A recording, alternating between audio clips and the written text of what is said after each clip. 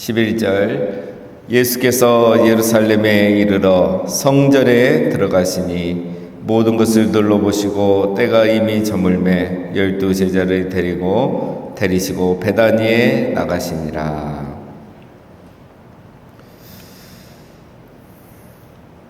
네, 우리 예수님께서 오늘 이제 예루살렘 입성 첫째 날이 되죠. 첫째 날 이제 드디어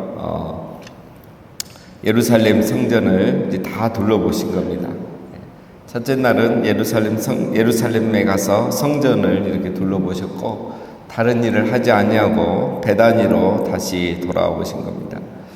어제 마지막에 우리가 잠깐 살펴봤지만 사람들이 생각했던 것과 예수님의 모습은 많이 달랐죠. 사람들은 예수님이 적어도 빌라도에게 찾아가서 어떤 정치적인 발언을 하거든지 최소한 아니면 혁명을 일으킬 줄 알았는데 예수님은 아무것도 하지 않았습니다. 그냥 오히려 성전에 가셨죠. 예루살렘 안에 있는 성전에 가셔서 성전을 그냥 둘러보시고 그냥 나가셨습니다. 사람들의 기대와는 완전히 달랐던 거죠. 자, 왜 예수님은 성전에 가셨을까? 이게 오늘 첫 번째 의문이고, 그리고 이제 오늘 본문과 이어지는 내용입니다. 예수님은 성전에 뭔가 변화가 일어나기를 기대했겠죠. 성전이 성전으로서 정말 바른 그 성전의 기능이 회복되기를 원했겠죠. 그곳에 예배가 회복되고 기도가 회복되고 성전이 다윗의 장막이 되기를 그렇게 회복되기를 원하셨고, 또 성전의 원래 기능대로 이방인들도 와서 그곳에서 함께 예배하는 그런 성전 되기를 기대했을 겁니다. 그런데 아무런 변화는 없었던 것이죠. 그래서 예수님께서 이제 날이 저물자 12 제자를 데리고 베다니로 다시 돌아가신 겁니다. 어제 본문에 보면 이 많은 무리들이 있었습니다. 예수님이 예루살렘에 들어오니까 이분이 어떤 마카비처럼 새로운 시대를 열어줄 줄 알고 종려가지 나무를 길에 깔고 자기들의 겉옷을 길에 깔면서 왕의 입성을 축하하기도 했습니다. 그렇게 축하하고 환영하던 많은 사람들이 지금은 다 사라진 거죠. 예수님이 빌라도의 관정에 가지 않고 성전에 가신 걸 보면서 실망했던 겁니다. 그래서 그들은 예수님을 다 떠났던 것이죠. 그리고 예수님은 이제 남은 12 제자와 함께 베다니로 다시 돌아가신 겁니다. 자, 이런 배경에서 12절 이튿날 그들이 베다니에서 나왔을 때에 예수께서 시장하시니라. 자, 하루가 지났습니다. 하루가 지나서 예수님이 이제 이튿날, 이 이튿날이란 것은 예루살렘에 오신 순환주간 둘째 날을 말합니다. 이제 베다니를 다시 나왔죠. 예루살렘에 가시기 위해서. 자, 그런데 아침이기 때문에 예수님이 시장하신 겁니다. 자, 우리 예수님도 인간이라는 거죠. 배고픔도 있고 피곤함도 있고 또 슬픔도 있고 아픔도 있고 다 있으셨던 겁니다. 자, 13절 멀리서 잎사귀 있는 한 무화과 나무를 보시고 혹 그 나무에 무엇이 있을까 하여 가셨더니 가서 보신즉 잎사귀 외에 아무것도 없더라. 이는 무화과의 때가 아님이라.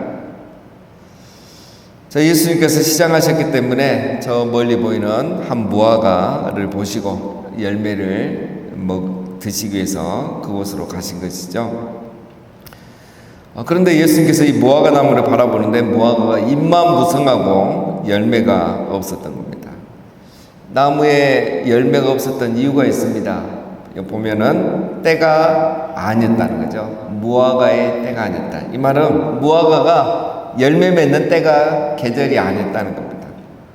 보통 무화과는 6월에서 7월에 열매를 맺습니다.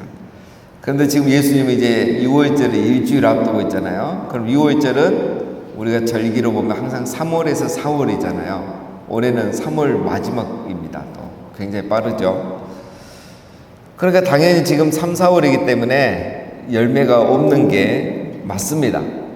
그런데 오늘 본문에 보면 이제 예수님이 무화과 나무를 저주하여서 말라 죽게 하죠.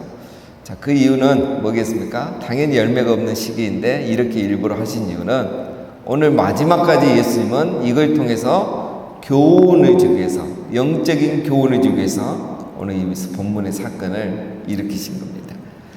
14절 예수께서 나무에게 말씀하여 이르시되 이제부터 영원토록 사람이 내게서 열매를 따먹지 못하리라 하시니 제자들이 이를 듣더라. 자, 무화과에 열매가 없는 걸 보고 예수님이 이제 저주를 하죠. 영원토록 너에게서 열매를 먹지 못할 것이다.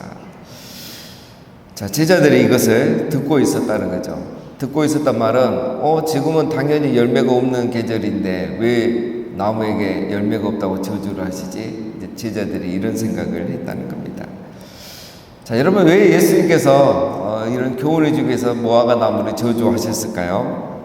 본문은 앞에 본문들부터 이어집니다. 마가는 보면 굉장히 빠르게 짧게 기록하는데도 앞뒤 문맥을 통해서 강조하는 것들이 많이 있습니다. 자, 여러분 예수님께서 예루살렘 성전에 가셨다고 했죠. 성전에 갔는데 아무것도 없었어요. 그죠? 변화가 없었죠. 그래서 예수님이 다시 베다니에 들어오셨고 나중에 이제 15절에 보면 다시 예루살렘으로 가십니다. 성전에 대해서 책망하시고 또 20절에 보면 무화과 나무가 마른 이야기가 나오는 거죠. 그러니까 성전 무화과 이런 식으로 이야기가 반복이 됩니다. 자, 말씀드린 것처럼 예수님이 성전에 가실 때는 기대하는 게 있었다는 거죠. 이스라엘이 정말 예배가 회복되고 기도가 회복되고 성도의 사랑과 교제가 회복되는 유대인과 이방인이 함께 예배하는 그런 것을 기대했던 것입니다. 그랬는데 그런 모습을 전혀 볼 수가 없었던 거죠. 그래서 예수님이 열매 없는 이 백성을 보시고 실망하시고 책망하고 싶은 것을 지금 무화과 나무를 통해서 대신 보여주고 계시는 겁니다. 여러분 예수님은 우리에게 열매를 기대하시는 겁니다.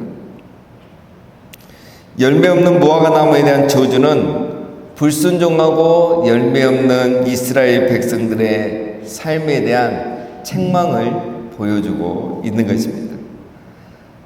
겉으로는 입이 무성하지만 열매가 없는 무화과 나무처럼 오늘 이 시대에 예수님은 껍데기뿐인 종교인들의 삶을 동일하게 책망하시는 겁니다. 여러분 예수님은 우리를 향해서 그리고 열매 있는 삶을 기대하시는 거죠. 우리는 열매 있는 그런 성전이 되어야 합니다. 요한복음 15장에 보면 나는 참 포도나무요 내 아버지는 농부라. 물은 내게 붙어있어 열매를 맺지 아니하는 가지는 아버지께서 그것을 제거해 버리시고 물은 열매를 맺는 가지는 더 열매를 맺게 하려 하여 그것을 깨끗하게 하시느니라. 여러분 예루살렘 교회는 그때까지만 해도 유일한 가지였죠. 그런데 열매가 없자 예수님은 그것을 잘라내십니다. 그리고 나중에 이제 안디옥 교회가 쓰임을 받게 되죠. 여러분 예수님은 우리에게 열매를 기대하십니다. 열매가 중요합니다. 로마서 11장 21절에 보면 하나님이 원 가지들도 아끼지 아니하셨은즉 너도 아끼지 아니하시니라. 요한복음 15장에 또 너희가 열매를 많이 맺으면 내 아버지께서 영광을 받으실 것이요 너희는 내 제자가 되리라. 그래서 오늘 이 무화과 나무를 책망하고 저주한 것은 앞으로 성전이 저주받고 파괴되고 버림받을 것을 예고해 주시는 거죠. 왜냐하면 열매가 없었기 때문인 겁니다. 자, 15절입니다. 그들이 예루살렘에 들어가니라. 예수께서 성전에 들어가사 성전 안에서 매매하는 자들을 내쫓으시며 돈 바꾸는 자들의 상과 비둘기 파는 자들의 의자를 둘러 엎으시며 아무나 물건을 가지고 성전 안으로 지나다님을 허락하지 아니하시고. 자, 예수님이 이제 예루살렘에 들어가시고 성전으로 들어가셨습니다.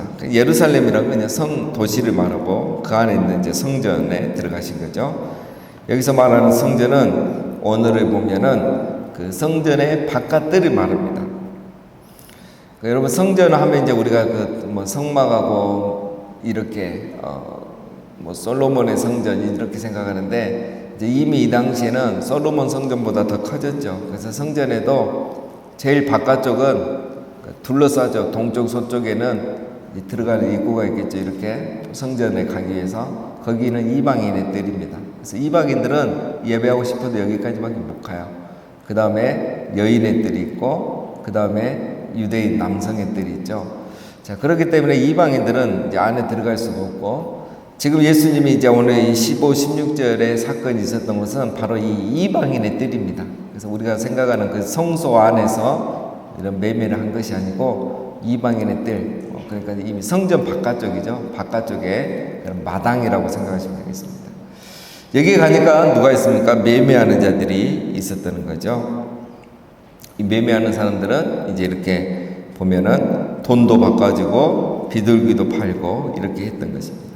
자, 이렇게 하는 이유는 이제 유대인의 이제 3대 절기, 특별히 이제 그 중에 유월절은 가장 크죠. 그러면 이제 유대인들은 이때까지만 해도 이제 한 성전이었잖아요. 하나님이 정하신 한 곳에 와서 1년에 3번 모든 남자들은 하나님 앞에 나와야 되는 거죠. 그리고 나올 때는 공손으로 나오면 안 된다. 이렇게 이미 말씀하셨습니다. 그래서 이제 유대인들은 이제 이 예루살렘 사는 유대인들은 상관이 없지만 이제 이미 흩어져 있잖아요. 이 당시는. 그래서 이제 그 멀리서 오는 유대인들이 이제 제물을 드릴 때 거기서부터 제물을 끌고 올 수는 없죠. 그래서 이 성전 뜰에서 이제 이렇게 비둘기나 짐승을 사는 겁니다. 사가지고 그걸로 제물을 드리고, 또 이제 로마 돈은 부정한 이방인의 돈이기 때문에 이거를 이스라엘의 세겔로, 이스라엘의 화폐로 환전을 해서 이제 그 돈으로 드리는 거죠. 자, 그런데 이제 문제는 여기에 이제 이런 인간의 욕망이 들어가는 거죠. 그래서 환전할 때 비싼 수수료를 내야 되고, 또 그 짐승을 살 때 이제 거기에도 돈이 들어가는 거죠. 그래서 이제 이 판매권을 누가 주냐 하면은 이 제사장들이 주는 거예요. 그래서 제사장들이 그걸 허락하는 사람만 그걸 판매할 수 있고, 허락하는 제물만 판매할 수 있는 거죠.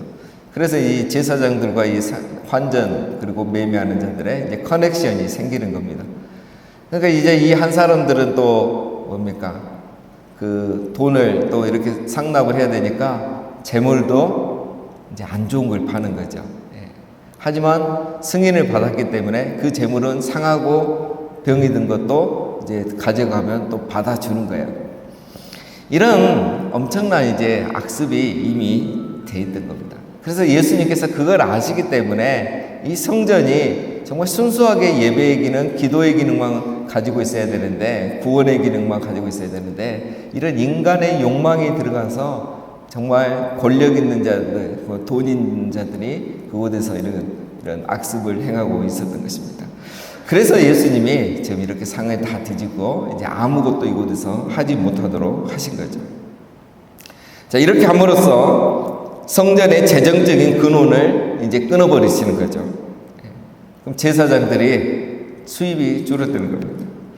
그리고 제사에 쓸 짐승을 사고 파는 것을 막아버렸었죠. 그러면 제사가 중단될 수도 있겠죠. 그리고 성전의 물건을 가지고 왕래하는 것도 중지시켰다고 했습니다. 이러면 모든 의식들이 중지되는 겁니다. 한마디로 예수님은 지금 성전 기능에 대한 사형 선고를 내리신 거예요. 심판을 선포하신 거예요. 이건 성전이 아니다. 심판받아야 된다. 그래서 이걸 보여주기 위해서 무화과 나무 사건을 오늘 보여주신 겁니다. 여러분, 왜 성전이 심판을 받습니까? 17절에 나오죠. 이에 가르쳐 이르시되 기록된 바 내 집은 만민이 기도하는 집이라 칭함을 받으리라고 하지 아니하였느냐. 너희는 강도의 소굴을 만들었도다 하시매.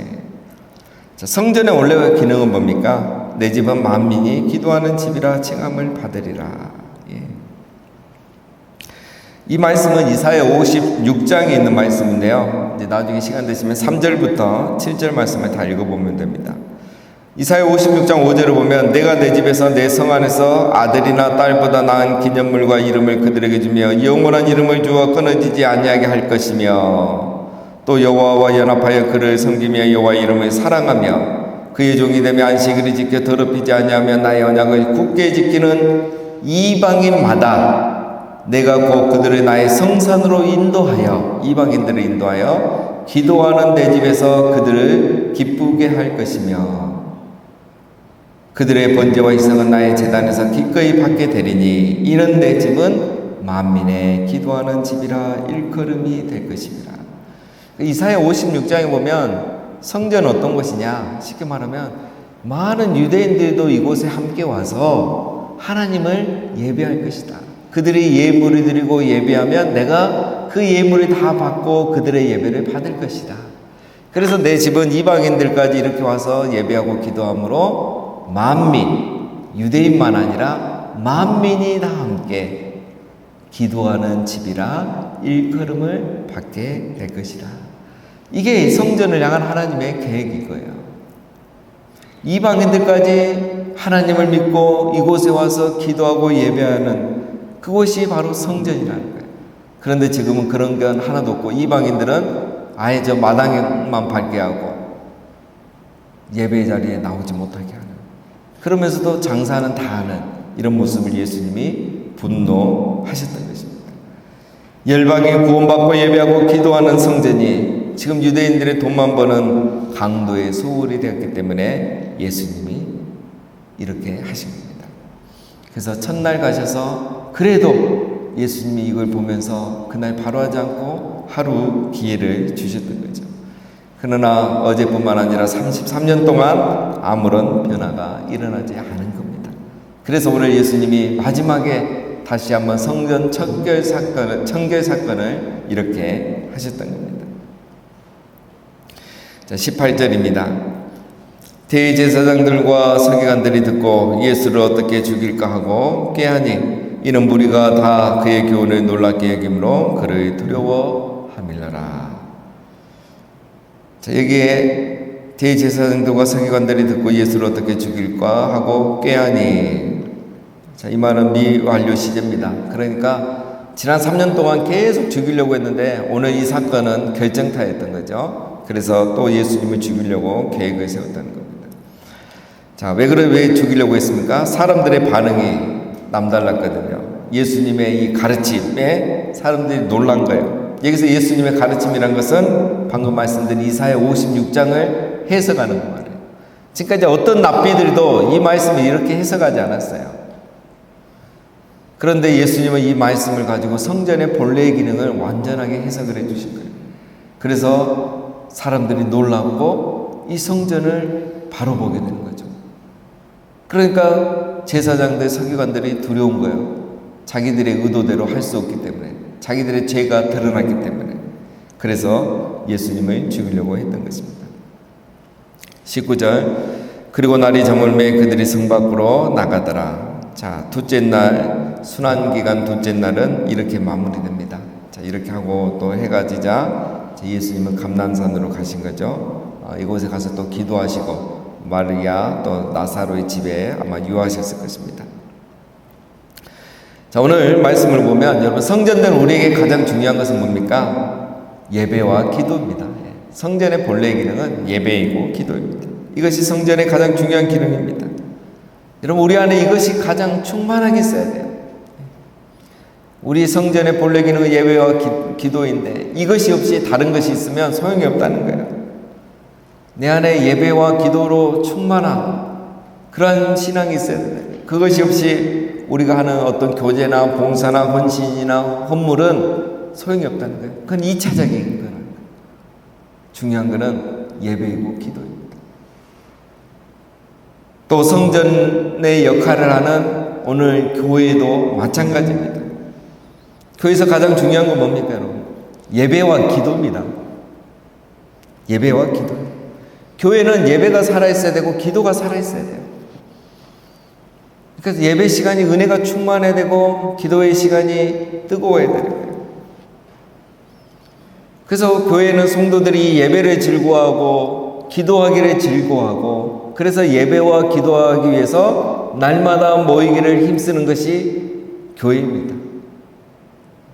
다른 거 다 열심히 하는데 내 안에 예배에 대한 갈망이 없고 기도에 대한 갈망이 없고, 교회가 다른 거 다 하는데 예배가 충만하지 않고 기도가 충만하지 않으면 그건 교회가 아니라는 거예요.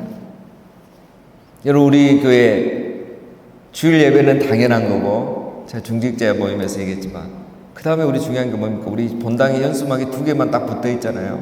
온세대 금요기도회와 월삭기도회. 내일이 또 우리가 월삭기도회인데, 그래서 여러분 이 두 개를 우리가 붙잡고 나가는 거예요. 전에는 물론 수요기도회를 중심으로 했지만 이제는 수요일은 평일날이기 때문에 많은 분들이 못 오시잖아요. 우리 학생들도 못 오고. 그래서 금요기도회를 다시 이렇게 우리가 세워가는 거예요. 그래서 이 예배와 기도를 통해서 우리 성전된 우리와 또 성전의 역할을 하는 우리 예배당, 교회가 본래 기능을 회복해 가려고 하는 겁니다. 그래서 우리 최소한 중직자들과 그리고 신앙 있는 분들이라면 이 기도 예배 주일 한 번으로 만족하면 안 되고 기도하는 신앙으로 나가야 되는 거예요. 이 두 가지가 중요한 겁니다. 그래서 이 성전의 역할을 하는 교회는 예배와 기도가 살아있어야 되고요. 그래서 이방인들, 오늘 우리로 말하면 믿지 않는 불신자들이 이 교회에 와서 하나님을 만나고 그들도 예배하고 기도하고 그들도 헌물을 드릴 때 하나님이 그 믿지 않는 사람들의 예배와 기도와 헌물을 받아주시고 기뻐하시고, 그래서 내 집은 만민이 기도하는 집이라는 칭함을 받게 되는 것을 우리 하나님은 기뻐하신다는 겁니다. 사는 성도 여러분, 우리 모두가 참된 성전이 되고 우리 교회가 이 시대의 참 성전의 역할을, 사명을 감당하는 그런 교회 되기를 주님의 이름으로 축원드립니다.